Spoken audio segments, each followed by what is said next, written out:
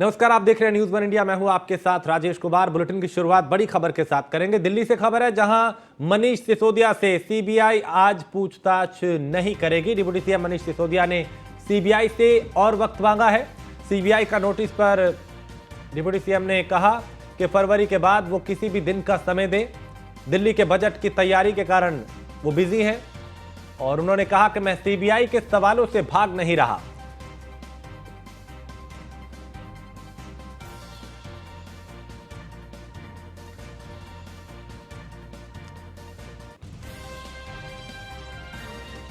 तो सीबीआई के नोटिस पर दिल्ली के उप मुख्यमंत्री मनीष सिसोदिया ने कहा कि फरवरी के बाद वो किसी भी दिन का वक्त दें, मैं आ जाऊंगा, अभी बिजी हूं चूंकि बजट की बारी है। तो दिल्ली के बजट की तैयारी के कारण उन्होंने व्यस्तता का हवाला दिया और कहा कि मैं सीबीआई के सवालों से भाग नहीं रहा।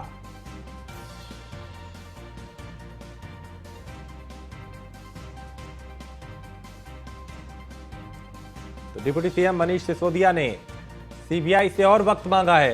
कहा कि उन्हें वक्त दीजिए, वो हर सवाल का जवाब देंगे। अभी उन्होंने कहा कि मैं नहीं आ पाऊंगा चूंकि दिल्ली के बजट बनाने के चलते बिजी हूं और फरवरी के बाद वो किसी भी दिन का वक्त दें। तो दिल्ली के बजट की तैयारी के कारण व्यस्तता का हवाला दिया मनीष सिसोदिया ने और कहा कि मैं सीबीआई के सवालों से भाग नहीं रहा।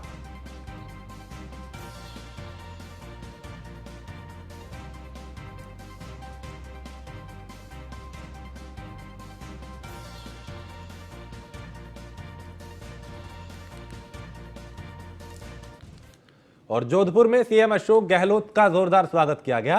बजट घोषणाओं पे लोगों ने गहलोत का आभार जताया और वाल्मीकि कल्याण कोष के लिए बड़ी घोषणा उन्होंने की। वाल्मीकि कल्याण कोष की राशि 20 करोड़ से 100 करोड़ रुपए करने की घोषणा की। चिरंजीवी बीमा की राशि 25 लाख रुपए करने का ऐलान किया और 30,000 सफाई कर्मचारियों की भर्ती की घोषणा की है।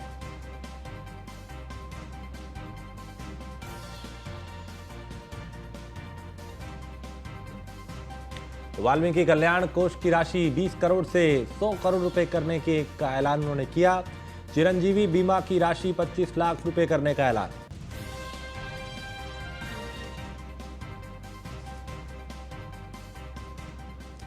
और फरीदाबाद के 36वें अंतर्राष्ट्रीय सूरजकुंड मेले में अपनी हस्तशिल्प कलाओं का प्रदर्शन करने के लिए देश विदेश से कलाकार यहां पहुंचे हैं और अपनी अपनी कलाओं का प्रदर्शन कर रहे हैं। इसी मेले में मणिपुर से आई एक ऐसी हस्तशिल्प कलाकार है जो पढ़ी लिखी नहीं है, उसके बावजूद न केवल नेशनल और एक्सीलेंसी अवार्ड ले चुकी है बल्कि इनके नाम 7 अवार्ड भी दर्ज हैं। बता दें कि ये न केवल देश के अलग अलग राज्यों में खुद का रोजगार कर रही हैं बल्कि 4,700 लोगों को रोजगार दे भी रही हैं।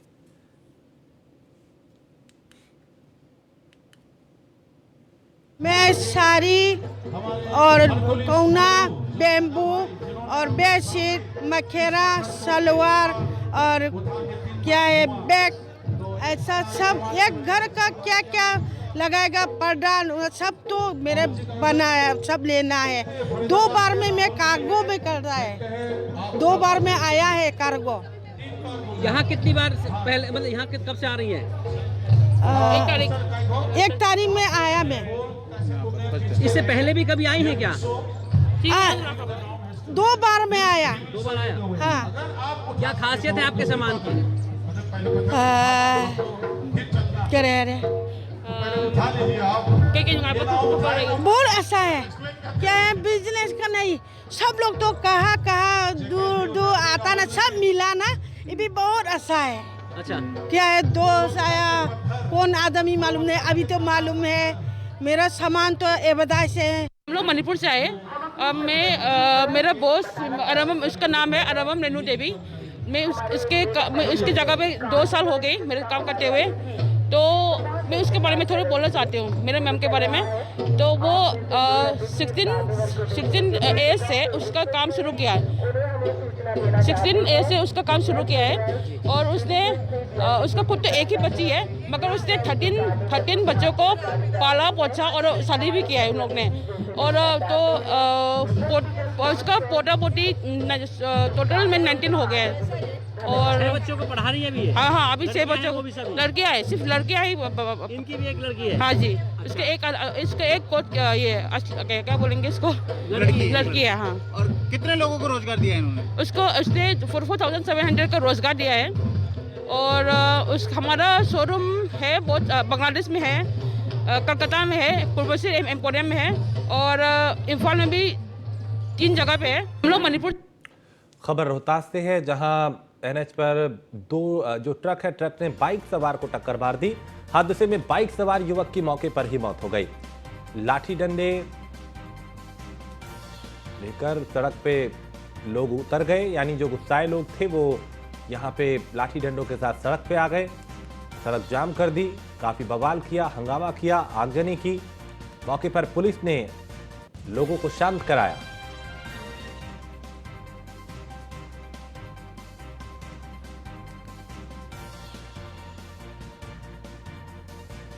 तो रोहतास से खबर, जहां ट्रक ने बाइक सवार को टक्कर मार दी और गुस्साए लोगों ने सड़क पे हंगामा किया, आगजनी की।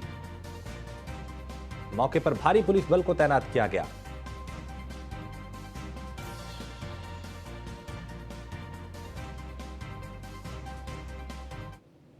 हम लोग आगे दुकान पे थे, अचानक से बहुत तेज शोर आवाज़ सुनाई पड़ा हम लोगों को। तो वहाँ से हम लोग काफ़ी मेरे तेज़ी से दौड़े देखने के लिए कि क्या हुआ। देखे तो या इस तरह का मोटरसाइकिल है और एक बच्चा जो है एक्सीडेंट कर गया था। कितनी उम्र होगी? उम्र देखने से 24 साल का करीब बच्चा है। कहाँ से कहाँ जा रहे थे ये? इसके बारे में मैंने पूर्ण रूप से कोई जानकारी नहीं दी जा सकती है कि मैंने कहाँ से आ रहे थे जाते, लेकिन मैंने जो स्थिति है लग रहा था कि कोयला डिपो की तरफ से ये आ रहे हैं। रहने वाले कहाँ के? रहने वाली 12 पत्थल मारसी आश्रम के पास ना, अशोक बैरिंग दुकान है, उन्हीं के ही लड़के हुए। किससे टक्कर हुई है? ये भी कहना मुश्किल है, ट्रक से हुआ है कि ट्रैक्टर से हुआ है, अज्ञात। हाँ। हम लोग जब इस घटनास्थल पर पहुँचे तो उस वक्त जो है गाड़ी यहाँ पर था नहीं, सिवाय मोटरसाइकिल और मृतक शरीर के अलावा। नाम कुछ पता चला है? नाम पता चला है, लेकिन हमारे जानकारी में नाम नहीं मालूम। और पूरे देश में महाशिवरात्रि का महापर्व काफी धूमधाम से मनाया गया। इसे लेके शिव भक्तों ने देर रात से ही लाइनों में लग के भगवान शंकर के दर्शन किए। लोगों का हुजूम उमड़ा हुआ है।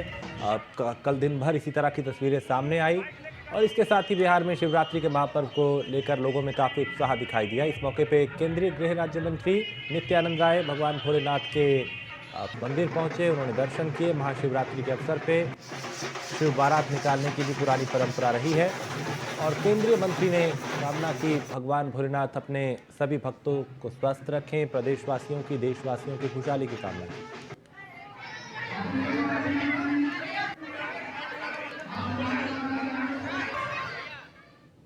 और वहीं महाशिवरात्रि के मौके पे महुदीपुर में नर्मदेश्वर शिव मंदिर से शिव की बारात निकाली गई। इस दौरान बच्चों ने और युवाओं ने हर हर महादेव के नारे लगाए, जयकारे हर तरफ गूंज रहे थे। जब बारात मंदिर परिसर पहुंची तो महिलाओं ने विधिपूर्वक शिव भगवान का स्वागत किया और वहीं पंडित ने विधिपूर्वक पूजा पाठ कराया।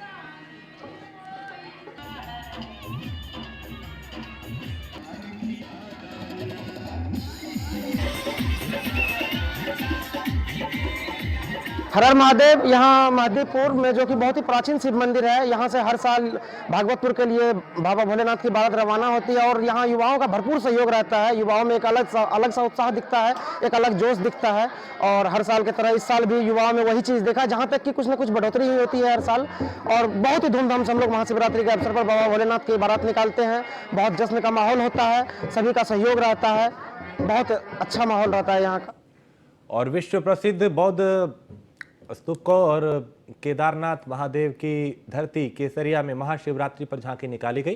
पूरा केसरिया शहर भगवामयी हो गया। वर्षों से चली आ रही जो परंपरा है उसमें महादेव और देवी पार्वती की विशेष झांकी और शोभा यात्रा में देवादिदेव के गण के कार्य और भी रोमांचक बना रहा है। ये हर तरफ बम बम भोले के जयकारे सुनाई दिए।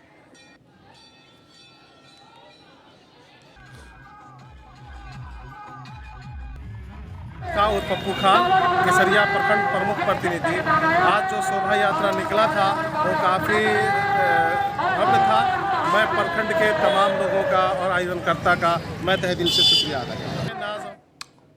औरंगाबाद में हिंदुस्तानी आवाम मोर्चा सेकुलर के राष्ट्रीय अध्यक्ष और बिहार सरकार के अनुसूचित जाति जनजाति विभाग के मंत्री संतोष कुमार माझी ने कहा कि गरीबों को आवाज देना पार्टी की गरीब संपर्क यात्रा का मकसद है। हम गरीब और अमीर के बीच की दूरी पाटने के लिए यात्रा पे निकले हैं और पार्टी की परिकल्पना सबको साथ लेकर चलने की है। उन्होंने कहा कि हमने गरीबों के लिए काम नहीं किया तो हमारा यहाँ रहने का कोई मतलब नहीं।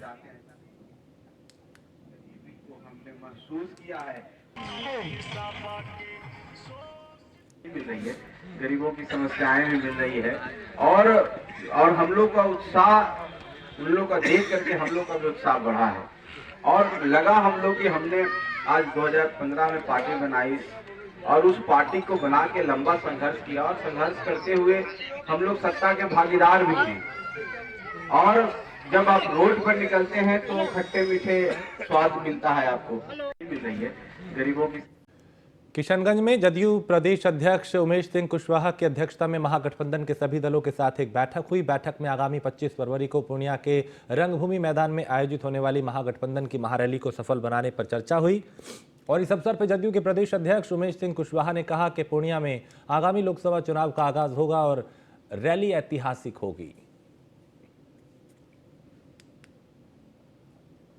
और ये जो केंद्र की निकम्मी सरकार है उसको उखाड़ फेंकने के लिए ये यहाँ पूरे बिहार ही नहीं देश की जनता जो है उस दिन जो है शपथ लेगी, संकल्प लेगी। और इसके लिए जो है जो हमारे जो जितने भी महागठबंधन के जो शीर्ष लीडर हैं सभी लोग उसमें शिरकत करेंगे। माननीय मुख्यमंत्री नीतीश कुमार जी, माननीय उप मुख्यमंत्री तेजस्वी यादव जी और सातों घटक दल के जो लीडर हैं, जो वरीय नेता हैं, सब लोग उसमें भाग लेंगे।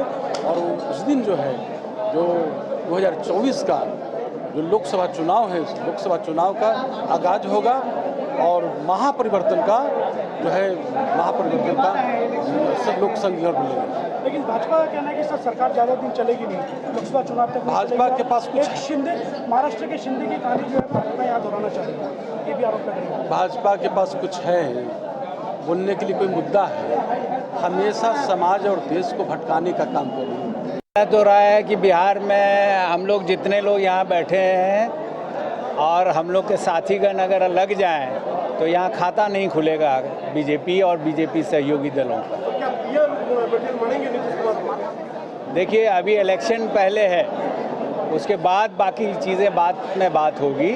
अभी एक पहल शुरू हुआ है जो सीमांचल को तोहफा मिला है हमारे स्टेट नेतृत्व से।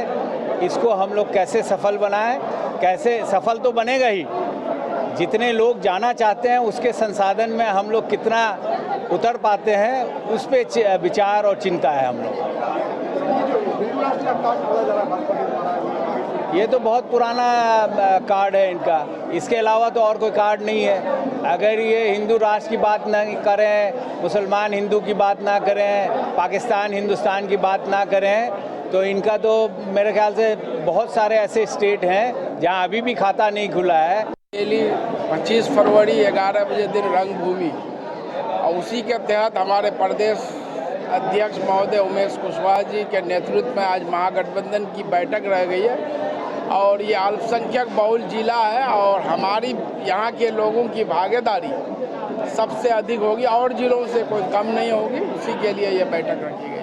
कितना कामयाब होंगे सर आप महागठबंधन बिहार में? बिल्कुल ऐतिहासिक रैली होगी और महागठबंधन तो कामयाब ही है। लोगों का यही ना मांग था कि जो है कि नीतीश जी महागठबंधन में आए तो बिहार में महागठबंधन को लीड कर रहे हैं और ये 2024 की शुरुआत जो है पूर्णिया रंगभूमि मैदान से उसका जो बिगुल फूंका जाएगा कि भाजपा भगाओ देश बचाओ। खबर लखनऊ से है जहां विधानसभा सत्र से पहले विधानमंडल दल की बड़ी बैठक है और विधानसभा सत्र से पहले समाजवादी पार्टी ने भी बैठक बुलाई है और समाजवादी पार्टी के पार्टी दफ्तर में दोपहर 1:30 बजे ये बड़ी बैठक होगी। सत्र में सरकार को घेरने की तैयारी की जाएगी। वो कौन से मुद्दे होंगे जिन पे सरकार को घेरा जाएगा, इस पे मंथन होगा।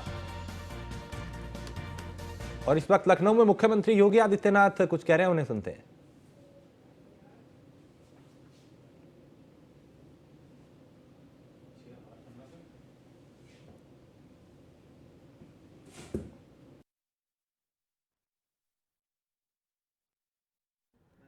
वह इस डिजिटल गैलरी के माध्यम से लखनऊ आने वाले सभी अतिथियों के लिए, हमारी वर्तमान पीढ़ी के लिए, छात्रों के लिए एक नई प्रेरणा दी है। मैं इसके लिए माननीय अध्यक्ष विधानसभा श्री सतीश महाना जी को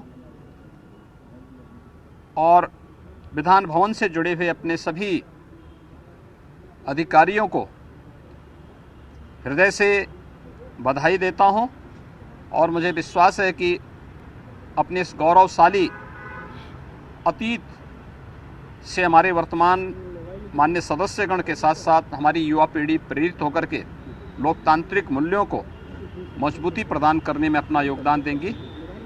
और मैं आप सबसे भी आग्रह करूंगा कि आप भी एक बार इसका अवलोकन करेंगे तो आपको अच्छा लगेगा।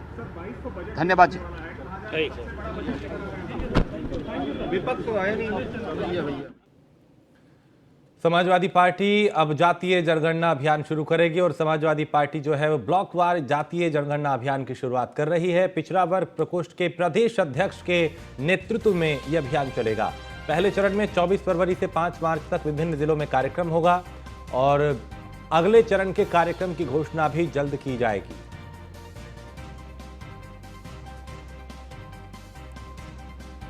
पिछड़ा वर्ग प्रकोष्ठ के प्रदेश अध्यक्ष के नेतृत्व में होगा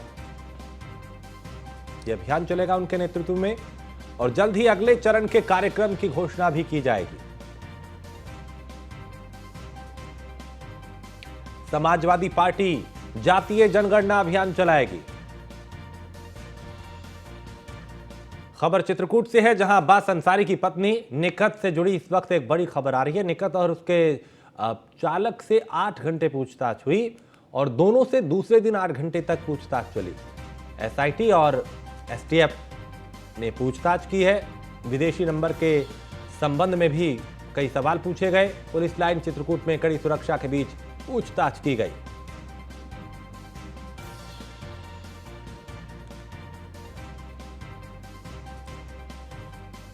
तो एसआईटी और एसटीएफ ने कई घंटों तक पूछताछ की। विदेशी फोन नंबर को भी खंगाला गया, उससे संबंधित जानकारियां भी ली।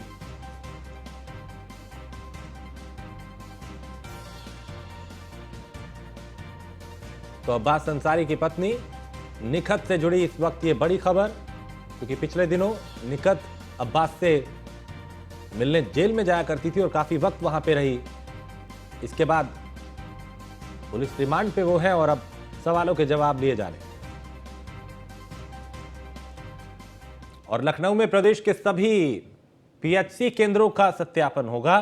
उप स्वास्थ्य केंद्रों का भी सत्यापन होगा। नए सिरे से सभी पीएचसी का सत्यापन किया जाएगा। महानिदेशालय स्तर तक डिजिटल किया जाएगा इन्हें और वीडियो कॉल पे अटेंडेंस की जांच होगी। डॉक्टर्स और कर्मचारियों की 100% अटेंडेंस की जांच की जाएगी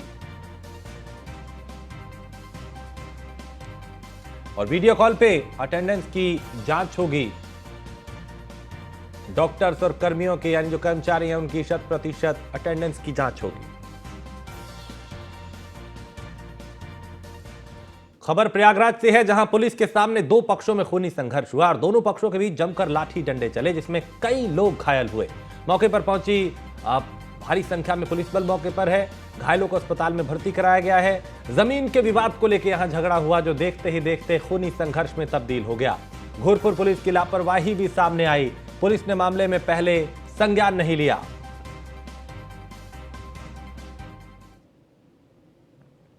और ये तस्वीरें जहां 2 पक्ष आमने सामने आ गए और देखते ही देखते खूनी संघर्ष होने लगा। लात घूंसे, लाठी डंडे चलने लगे।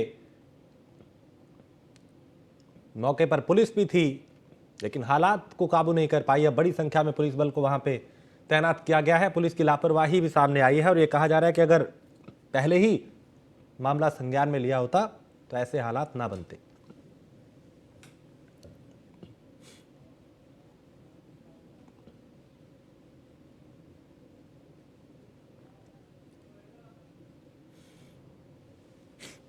तो कई लोग इसमें घायल हुए।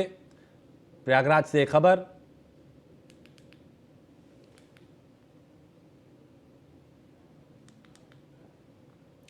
जौनपुर के सिकरारा थाना इलाके के गोनापार बाजार में अज्ञात बदमाश ने एक युवक के ऊपर लोहे की रॉड से जानलेवा हमला कर दिया। हमले में युवक गंभीर रूप से घायल हुआ। सूचना पर पहुंची पुलिस ने घायल को अस्पताल में भर्ती कराया। हालांकि घायल की हालत बिगड़ने पर डॉक्टर्स ने वाराणसी के ट्रामा सेंटर रेफर कर दिया है। अब पुलिस मामले की जांच कर रही है, आगे कार्रवाई करने की बात कर रही है। गंभीर हालत में युवक को अस्पताल में भर्ती कराया गया। तो सिकरारा थाना के गोनापार बाजार की यह घटना, जहां हमले में युवक गंभीर रूप से घायल हुआ। लोहे की रॉड से इस पर कई वार किए गए। अब पुलिस बदमाशों की तलाश कर रही है और यह पता लगाने की कोशिश कर रही है कि किसने और क्यों इस युवक को निशाना बनाया।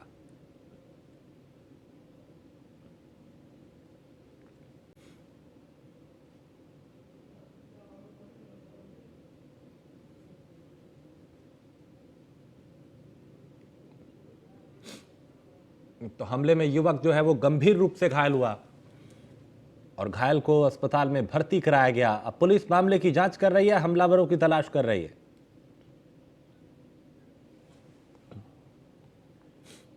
और पीलीभीत में न्यूज़ वन इंडिया की खबर का बड़ा असर हुआ, जहां खबर चलते ही हरकत में स्वास्थ्य विभाग आ गया और लापरवाह डॉक्टर्स और कर्मचारियों पर कार्रवाई की गई है। सीएचसी अधीक्षक लोकेश गंगवार, स्टाफ नर्स समेत 3 लोगों पर कार्रवाई हुई है। बरखेड़ा पुलिस ने आरोपियों के खिलाफ केस दर्ज किया है और पीलीभीत के बरखेड़ा थाना के गांव आमडार की रहने वाली यह महिला थी और बरखेड़ा सामुदायिक स्वास्थ्य केंद्र का मामला न्यूज़ वन इंडिया ने इस खबर को प्रमुखता से दिखाया था, जिसके बाद स्वास्थ्य विभाग हरकत में आया।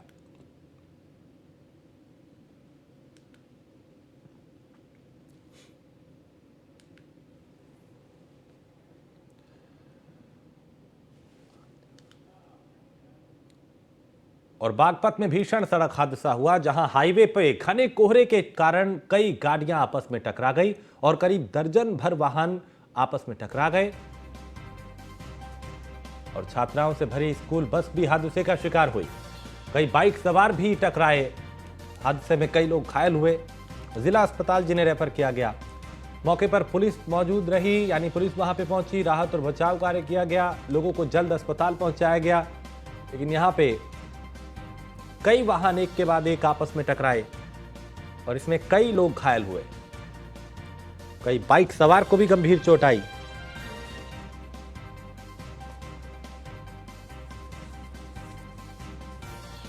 तो जिला अस्पताल घायलों को भर्ती कराया गया और जिस वक्त यह हादसा हुआ, रफ्तार पूरी तरह से थम गई।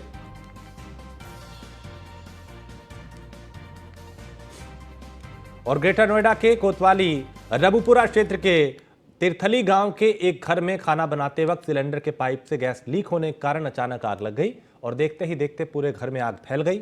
आग की चपेट में आके 5 साल की बच्ची समेत 4 लोग झुलस गए, जिन्हें अस्पताल में भर्ती कराया गया। वहीं सूचना मिलने के बावजूद मौके पर फायर ब्रिगेड की गाड़ियां समय पर नहीं पहुंची। ग्रामीणों ने काफी मशक्कत के बाद इस आग पर काबू पाया, लेकिन जब तक इस आग पर काबू पाया जाता तब तक पूरा घर जलकर खाक हो गया था।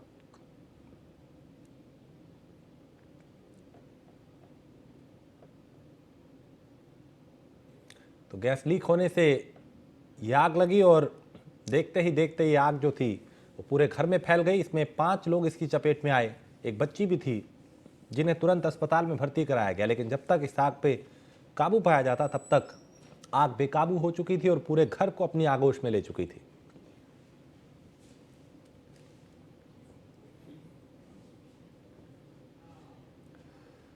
और इसी के साथ इस बुलेटिन में फिलहाल इतना ही। आप बने रहिए न्यूज़ वन इंडिया के साथ।